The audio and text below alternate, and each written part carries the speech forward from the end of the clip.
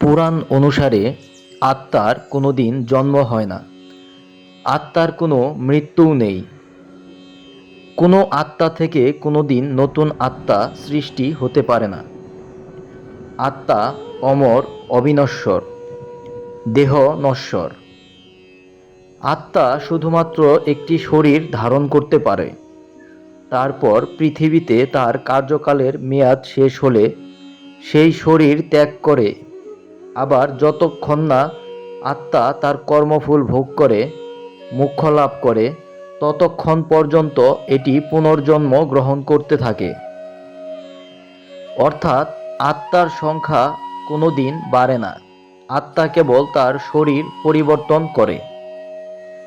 তাই যদি হবে, তবে পৃথিবীর জনসংখ্যা কেন বেড়ে যাচ্ছে? আত্মাকে অবিনশ্বর বলা হয়।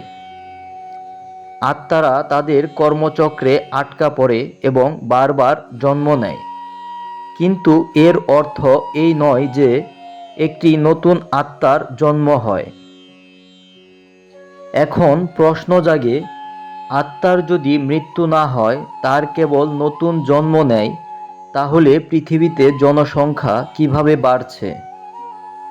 তবে মানুষের এই সংখ্যা পৃথিবীতে তো একই থাকার কথা, কিন্তু তার বদলে তা বেড়ে যাচ্ছে কিভাবে? এর ব্যাখ্যা বিজ্ঞানে অন্যরকম আছে। পুরাণ অনুসারে জীবাত্মা, যেটি ৮৪ লক্ষ যোনিতে জন্মানোর পর অবশেষে আত্মা মনুষ্যরূপে জন্মগ্রহণ করে। এর মধ্যে ২০ লক্ষবার জন্ম হয় বৃক্ষযোনিতে। এই জন্মে রোদ, ঝড়, বৃষ্টিতে তাকে নানা রকম কষ্ট সহ্য করতে হয়। ৯ লক্ষবার জন্ম হয় জলচর রূপে। এই রূপে একজনের মাংস আরেকজন ভক্ষণ করে জীবন রক্ষা করে। কৃমি বা কীটপতঙ্গ যোনিতে ১১ লক্ষবার জন্ম হয়। ১০ লক্ষবার পাখি রূপে এবং পশুযোনিতে জন্ম হয় ৩০ লক্ষবার। এরপর মানব রূপে জন্ম ৪ লক্ষবার। সবচেয়ে প্রথমে জীবাত্মা বৃক্ষযোনিতে জন্মলাভ করে। এই যোনিতে মোট ২০ লক্ষবার জন্ম হয়। প্রথমে সে নানা রকম লতাপাতা, বড় বড় গাছপালা রূপে জন্ম নেয় এবং রোদ, ঝড়, বৃষ্টিতে সে কষ্ট ভোগ করে। অবশেষে সে তুলসী রূপে জন্ম নেয়।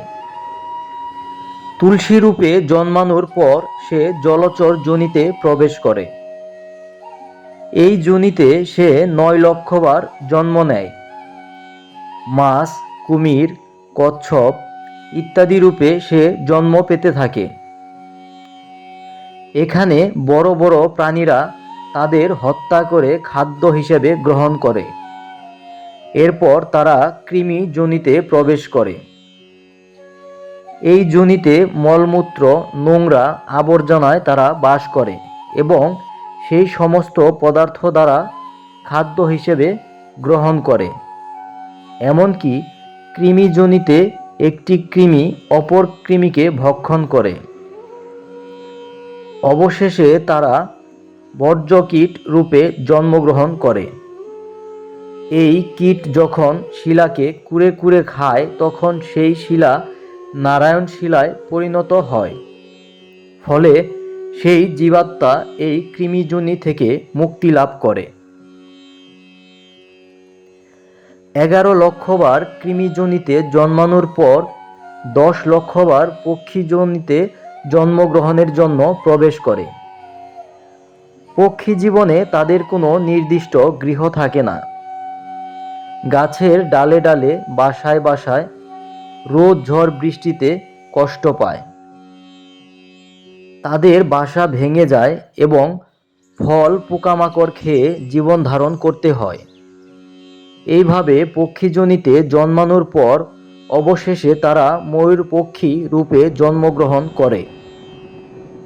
এরপর তারা পশুযোনিতে প্রবেশ করে। মোট ৩০ লক্ষবার এই যোনিতে তাদের জন্মগ্রহণ করতে হয়। অবশেষে তারা গরুরূপে জন্মগ্রহণ করে এবং গরুরূপে জন্মানোর পরে মনুষ্য জন্মলাভ করে। মনুষ্য যোনিতে মানুষকে 4 লক্ষ বার জন্মগ্রহণ করতে হয়। এই মনুষ্য যোনিতে জন্মানোর পর মানুষ নানা রকম পাপকার্য করে তারা পুনরায় জন্মচক্রের বন্ধনে আবদ্ধ হয়ে যায়। মনুষ্যরূপে যখন জীবাত্মা জন্মগ্রহণ করে প্রথমে সে নিম্নমানের জীবনযাত্রা লাভ করে, তারপর ধীরে ধীরে সে উচ্চ স্তরের জীবনযাত্রা লাভ করে। অবশেষে যখন তার কর্মফল ভোগ সম্পন্ন হয় তখন তার জীবাত্মা পরমাত্মার সাথে মিলিত হয়। এখন অনেকের মনে প্রশ্ন জাগতে পারে, প্রথমে জীবাত্মা কেন নিম্নমানের জীবনযাত্রা লাভ করে? আমরা যখন কোনো কার্য করি, অর্থাৎ সেটি নতুন কোনো জিনিস তৈরি হোক বা পড়াশোনা, প্রথমে এই জিনিসটি নিখুঁতভাবে আমরা করতে পারি না। ধীরে ধীরে আমাদের অধ্যবসায়ের মাধ্যমে আমাদের কর্মক্ষমতা উন্নতি করি। যেমন কোনো পড়া একবারেই মুখস্থ হয় না, বারবার পাঠ অধ্যয়ন করার পর সেটি আমাদের মুখস্থ হয়ে যায়। ঠিক একইভাবে মানুষ প্রথমে নিম্ন স্তরের জীবনযাত্রা লাভ করে, তারপর তার কর্ম অনুযায়ী সে উচ্চ স্তরের জীবনযাত্রা লাভ করে। এবার বলবো মানুষের সংখ্যা বেড়ে চলেছে কিভাবে। হিন্দু পুরাণ অনুসারে আমাদের 4টি যুগ আছে। এই 4টি যুগ হলো সত্যযুগ, ত্রেতা যুগ, দ্বাপর যুগ, কলিযুগ। প্রতিটি যুগকে ভগবান ব্রহ্মার একটি দিন বলে মনে করা হয়। প্রতিটি যুগের শেষে যখন ভগবান ব্রহ্মা ঘুমিয়ে পড়েন তখন সেই যুগের পরিসমাপ্তি ঘটে। আবার যখন তিনি জেগে উঠেন তখন আবার সৃষ্টি শুরু হয়। যখন একটি যুগের সূত্রপাত হয় তখন পৃথিবীতে প্রাণীর সংখ্যা খুব কম থাকে, তারপর ধীরে ধীরে তা বাড়তে থাকে। প্রতিটি জীবাত্মার ব্রহ্মলোকে বাস করে, তারপর নিজ কর্ম অনুযায়ী সে এই পৃথিবীতে জন্মলাভ করে। প্রতিটি প্রাণীকেই এই 84 লক্ষ যোনিতে জন্ম নিতে হয়। একটি যোনিতে তার জন্মচক্র শেষ হলে পরবর্তী যোনিতে তার জন্মচক্র শুরু হয়। এইভাবে ধীরে ধীরে সে মানুষ জন্ম লাভ করে। মনুষ্য জন্মের প্রতিটি পরিবারের জীবিত সবথেকে বয়োজ্যেষ্ঠ সদস্যের পূর্ববর্তী 3 জন সদস্য পিতৃলোকে বাস করে।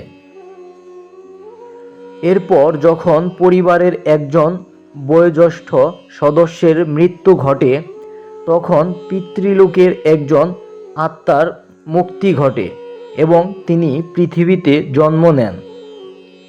আমাদের পৃথিবীতে মোট কতজন মানুষ আছে তার হিসাব করা যায়, কিন্তু মোট কতগুলো প্রাণী ও উদ্ভিদ আছে সেগুলোর সঠিক হিসাব নির্ণয় করা কারোর পক্ষে সম্ভব নয়।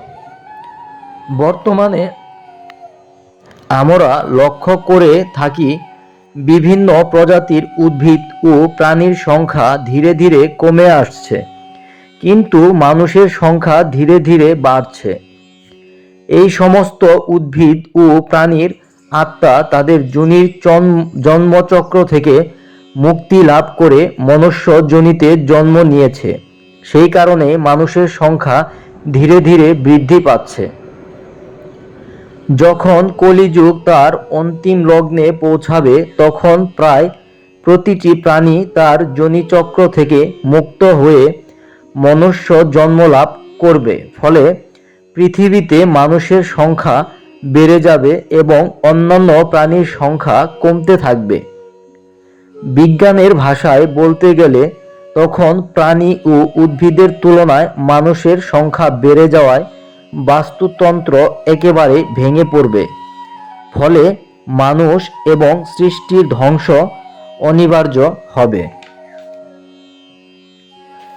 আবার ধার্মিক তত্ত্ব অনুযায়ী যখন মনুষ্য জন্মের পূর্ববর্তী প্রতিটি যোনিতে জন্মগ্রহণ সম্পূর্ণ করে জীবাত্মা মনুষ্য জন্ম লাভ করবে, তখন এই জন্মচক্রের বন্ধন থেকে সে মুক্তি লাভ করবে।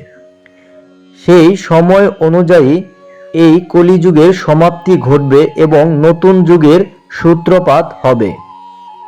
আত্মা অবিনশ্বর, অমর। তাই আত্মা কেবল এই পৃথিবীতে একটি যোনিচক্র থেকে মুক্তি লাভ করে পরবর্তী যোনিচক্রে জন্ম লাভ করে। ধীরে ধীরে তাদের যোনিচক্রের উন্নতি হয়, ফলে তারা মনুষ্য জন্ম লাভ করে। আর এই কারণেই একভাবে যেমন বিভিন্ন উদ্ভিদ ও প্রাণী প্রজাতির সংখ্যা কমছে, ঠিক অন্যদিকে মানুষের সংখ্যা বেড়ে যাচ্ছে।